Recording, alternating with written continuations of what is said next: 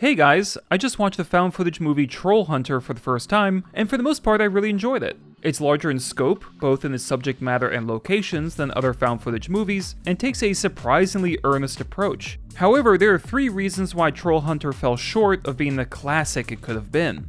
Let's go through them, and then we'll have a nice palate cleanser and talk about why Trollhunter is still worth watching. It tries to be real, something no film has been able to do successfully since Blair Witch because of the internet and, well, because of Blair Witch. Good found footage won't try to push the whole "it's real" aspect too far. The Devil Inside remains the worst example of this. Unfortunately, Trollhunter makes this mistake, albeit to a lesser degree. We get those lovely text screens at the beginning and end that try to immerse us, but do the exact opposite. Cutting the camera during action and then telling us, "Oh, that's the end of the footage," isn't world building, it's bad storytelling.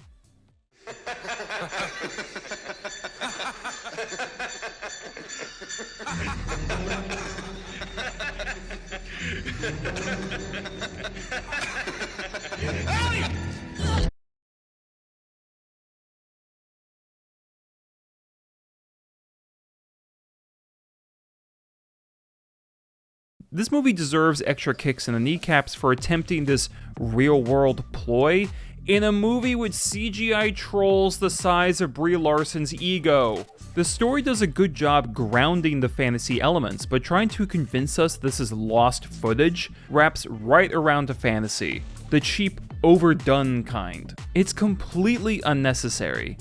Why even do it? The filmmaking crew, that being the main interviewer, the boom operator, and the cameraman, are some of the most unlikable people I've seen in a found footage movie. And, whew, do they have stiff competition. It's not so bad at first, as we watch them investigate what they think is a bear poacher and somewhat obsessively track the man that turns out to be hunting trolls for locals' protection. They aren't particularly interesting people and seem to be amateurs at their job, but hey, they're new at this, you know, they're young and eager, and they didn't do anything to really put me off. Until the troll hunter, his name is Hans by the way, lets them tag along, and I found myself wanting them to shut up, then get hurt, then get eaten. God, where to start? They're morons and mediocre interviewers, asking repetitive and pointless questions. There's a scene where Hans gives them this goo so they can smell like trolls and avoid detection. Then later, one says, "Huh, your van kinda smells like trolls too. Why would you want your van to smell like troll?" Why do you think? Fucking idiot. Other questions are just random. Are trolls mammals? No, they're birds. Fucking idiot.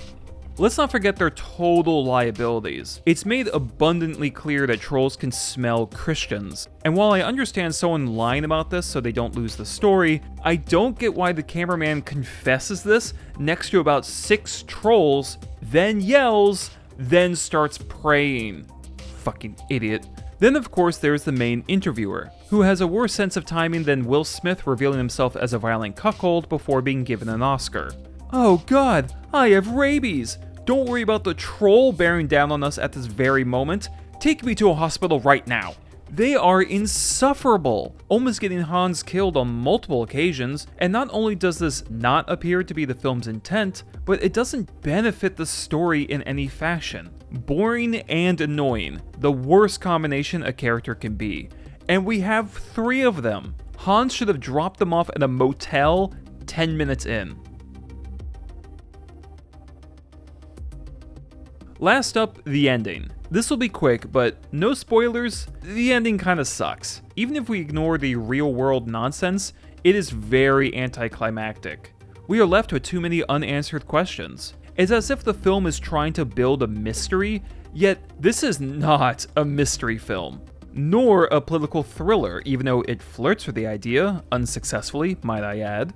It should be a screenwriting law that your found footage movie cannot, ever, end with a sudden action and then cut to black. I know I just talked about this, but it really needs to be blasted into the brains of every screenwriter on Earth. Do you think you're Sopranos or something? Get the fuck out of here. What stings the most is that it's a weak follow-up to a strong set piece.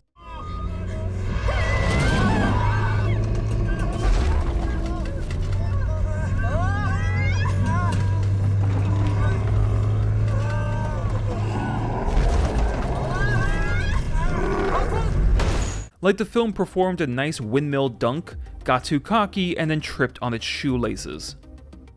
So, those are the dumb anchors dragging this down, but why were my eyes still glued to the screen?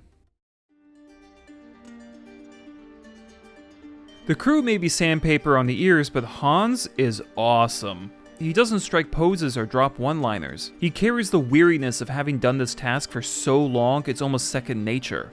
It borders on boredom. Watching him almost get chomped in half, only to sigh and trudge back down to the troll to get a blood sample, is probably the most badass thing I've seen in film this year.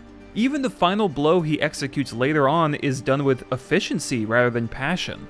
The CGI improves with each troll, and the film mostly does a good job creating a sense of panic when they're around with sound and debris.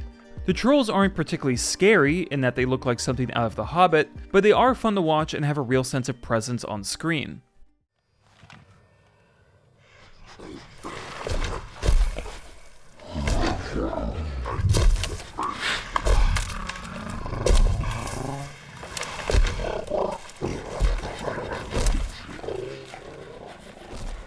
As I mentioned, the final action bit is entertaining. Trollhunter takes a very basic approach to escalation, in that each troll, except for the cave scene, gets bigger, and I think this was the right call. You can't wait for the next one when you're watching. The troll biology is fascinating. Extra heads that aren't true functioning heads but protuberances to scare away other trolls and attract mates. The fact you can bait them not just with food but objects to gnaw on. This information is delivered with a matter-of-fact tone, which not only helps immersion, but adds to the been-there-done-that characterization of Hans. Honestly, I could watch him talk about trolls for an hour. Lastly, the story doesn't get too bogged down in other plot lines or filler. We don't learn about the film crew's past, and none of the dialogue has that flimsy improv from which many found footage movies suffer. It's a straightforward narrative about trolls and the man that hunts them. The film succeeds because of how effectively it grounds such a fantasy-oriented concept. And if it had devoted its energy to a winding plot, I don't think it would have been able to do this.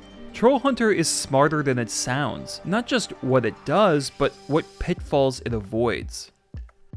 It's no masterpiece. The issues I mentioned, especially the crew, hurt the overall experience. Yet I would highly recommend the film for its world building and hero, the latter of which should really be more iconic than he is. Fuck Thor! Hans is the Norseman I want to follow into battle.